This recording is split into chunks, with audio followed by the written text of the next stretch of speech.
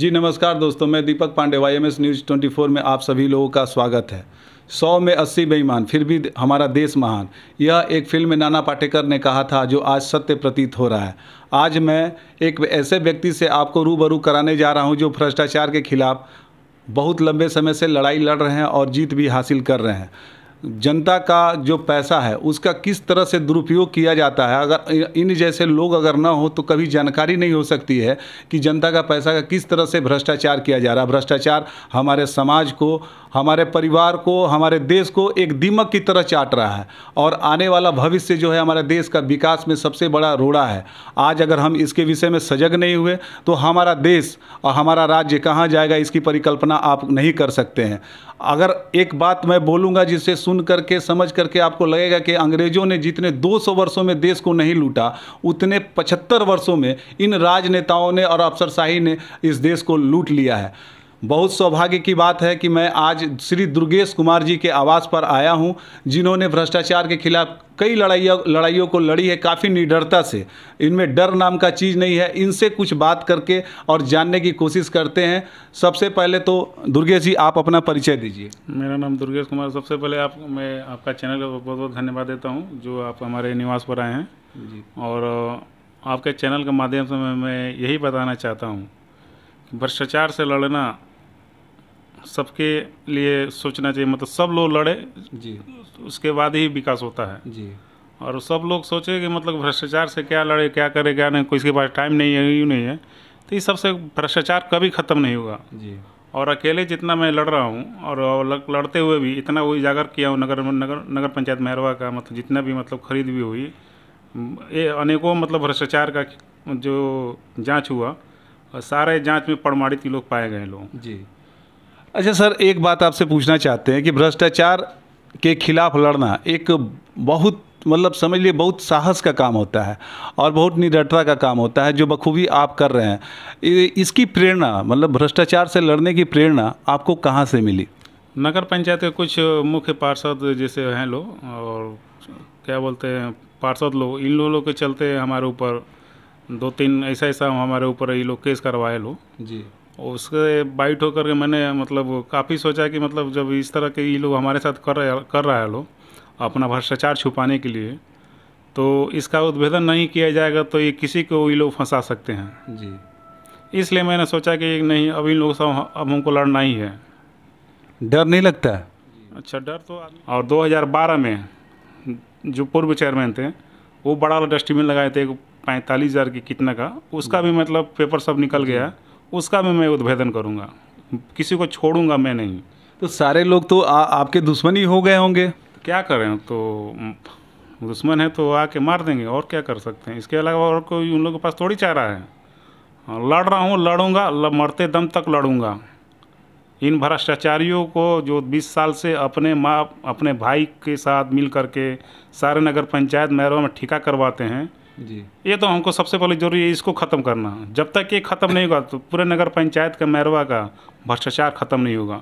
और जो 2017-18 में नल जल का योजना जो नगर पंचायत मैरवा में जो चालू हुआ था, आज उसका टेंडर हुए मतलब लमसम लग रहा कि 5 साल 6 साल से ऊपर हो गया। उसका भी मैंने उद्भेदन किया था, तो उसमें जिला लोक शिकायत निवारण पदाधिकारी महोदय के द्वारा आदेश पारित किया गया, जब तक जल नल का कार्य पूर्ण रूप से सुचारू रूप से चालू नहीं हो जाएगा तब तक किसी संवेदक को भुगतान नहीं किया जाएगा। आज इस सारे संवेदक हमारे ऊपर से हमसे खफा है लोग। बिल्कुल खफा होंगे। मैरवा नगर पंचायत के 1 नंबर वार्ड से लेकर 13 नंबर वार्ड में करीब 3-3.5 करोड़ रुपये खर्चा हो चुका है मतलब जल नल में, और किसी को एक बूंद सुबह पानी और शाम को नहीं मिलती है। इसका भी उद्भेदन कर चुका हूँ, इसके भी आगे चल रहा हूँ अभी। चलिए, चुनाव की तैयारी किस प्रकार कर रहे हैं आप? मैं अपने वार्ड से लड़ता हूँ, वार्ड नंबर 3 मेरा है और वहीं से मैं चुनाव लड़ूंगा जी। और अपने जनता से बस एक ही रिक्वेस्ट है कि आप लोग हमको एक बार मौका आप लोग दें, और मैं सारी जनता का आवाज़ अकेले लेकर चल रहा हूँ, लड़ रहा हूँ, तो एक बार आप लोग से गुजारिश है, आप लोग हमको एक बार मौका दें कि आप लोग हमें सेवा करके दिखाओगे। नगर पंचायत को अगर न स्वच्छ नगर पंचायत बना दूँ ना, तब हमसे बात करिएगा। मैं एक आम आम पत्रकार के रूप में एक आम आदमी से आज मुलाकात, मैं एक जनप्रतिनिधि से मुलाकात करने नहीं आया था और मैं यहाँ कुछ एविडेंस को देखने और जानने की कोशिश कर रहा था कि दुर्गेश जी द्वारा जो फेसबुक पे जो भी इनका स्टेटमेंट आता है, जो भी डॉक्यूमेंट्स आता है, उसका वेरिफिकेशन करने के लिए मैं इनसे बात करने के लिए आया था। और आने के बाद आप मेरे कैमरामैन थोड़ा सा एक तरफ कैमरा को घुमाएं और देखें कि इनके पास ऐसे बहुत सारे एविडेंस हैं जिसको आप बिल्कुल देख सकते हैं कि जो फाइलों में बंद है।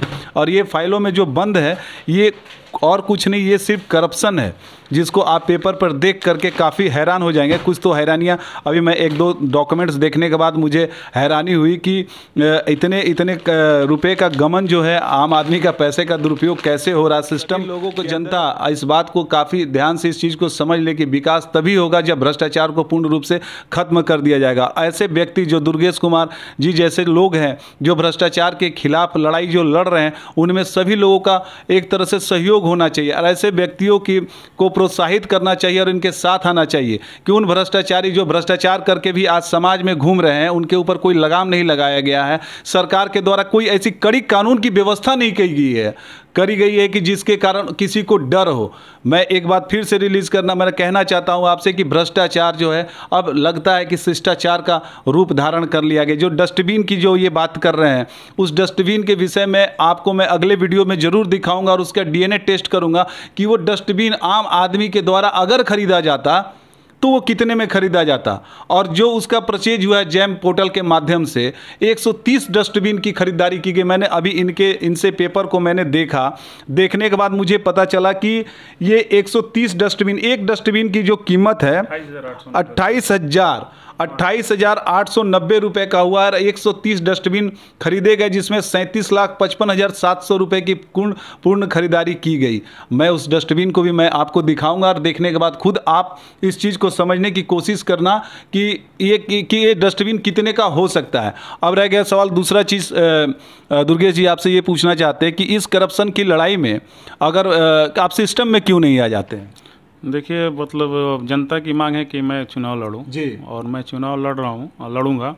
और सबसे पहले मेरा 3 मुद्दा है चुनाव लड़ने का जी। जिस दिन मैं नगर पंचायत में अगर वार्ड पार्षद से अगर आ गया तो पहला ये मेरा काम होगा नगर पंचायत के प्रति, पूरे जनता के प्रति, कि हर शनिवार को जनता की दरबार लगवाऊँ मैं जी।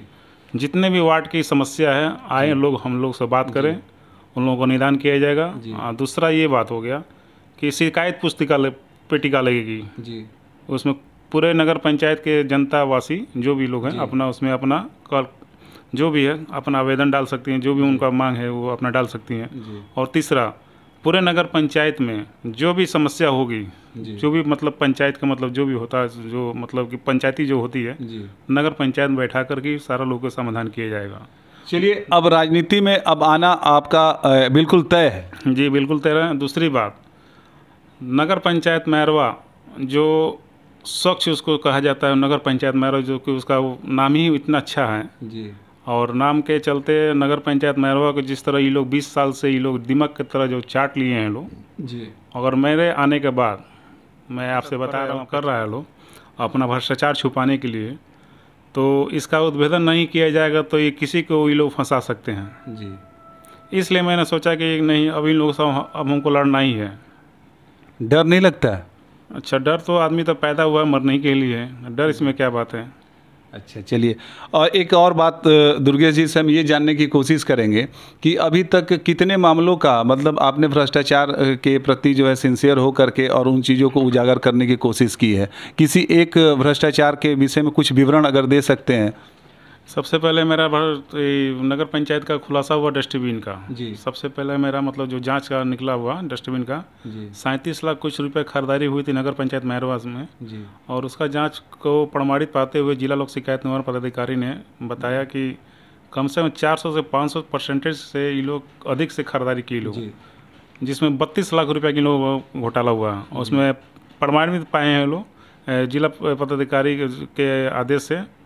और 5-6 लोग हैं, उसमें है चेयरमैन हैं, उप चेयरमैन हैं और वार्ड पार्षद हैं जी। और कार्यपालक तत्कालीन कार्यपालक पदाधिकारी अर्चना कुमारी जी, ये सारे लोग आरोपित हैं। और आज नहीं तो कल तो वो लोग जाएगा लोग। और कल इसी के विषय में मैंने कल जिला जनता के दरबार में कल मैं गया हुआ था जी। और जिलाधिकारी से मैंने समक्ष भेंट करके उनसे बात किया। बात करने के बाद एक ही बात कहा, सर इसका जांच प्रतिवेदन काफ़ी दिन हो गया, इसको सर कार्रवाई के लिए विभाग में भेजा जाए ताकि भ्रष्टाचारी के ऊपर कार्रवाई हो सके। अच्छा, जो विभाग जांच करने वाला है, क्या वो आपका साथ दे रहा है? हाँ हाँ, बिल्कुल साथ मिल रहा है, क्योंकि हम तो निष्पक्ष जांच करा था। हम तो अपने लिए नहीं लड़ रहे हैं, हम तो पूरे जनता के लिए लड़ रहे हैं और प्लस सरकार के लिए भी लड़ रहे हैं। जो सरकार का, जो जनता से जो पैसा गया सरकार के पास, और सरकार से जो पैसा आता जनता को मतलब विकास के लिए, जी। तो सरकार मेरा साथ क्यों नहीं देगी? जी। अधिकारी साथ क्यों नहीं देगा मेरा लोग? अगर गलत होंगे तब ना। जी।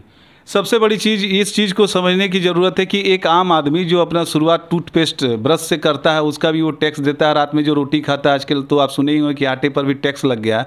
उन गरीब लोगों का टैक्स का पैसा जमा होकर के जन कल्याण के रूप में आज किसी संस्थान में जाता है कि कोई विकास का कार्य हो, और विकास का कार्य न होकर के भ्रष्टाचार अब शिष्टाचार का रूप धारण कर लिया है। लोगों को पता ही नहीं चलता है, अगर कोई उसको उजागर न करे तो लोगों को कोई ज़रूरत नहीं है कि ये सामान कितने में खरीदी गई और इसमें कितना भ्रष्टाचार है। लोग इस चीज़ को कभी ध्यान नहीं दे रहे हैं, लेकिन सभी लोगों को, जनता इस बात को काफ़ी ध्यान से इस चीज़ को समझ ले कि विकास तभी होगा जब भ्रष्टाचार को पूर्ण रूप से खत्म कर दिया जाएगा। ऐसे व्यक्ति जो दुर्गेश कुमार जी जैसे लोग इनसे बात करने के लिए आया था, और आने के बाद आप मेरे कैमरामैन थोड़ा सा एक तरफ कैमरा को घुमाएं और देखें कि इनके पास ऐसे बहुत सारे एविडेंस है जिसको आप बिल्कुल देख सकते हैं कि जो फाइलों में बंद है।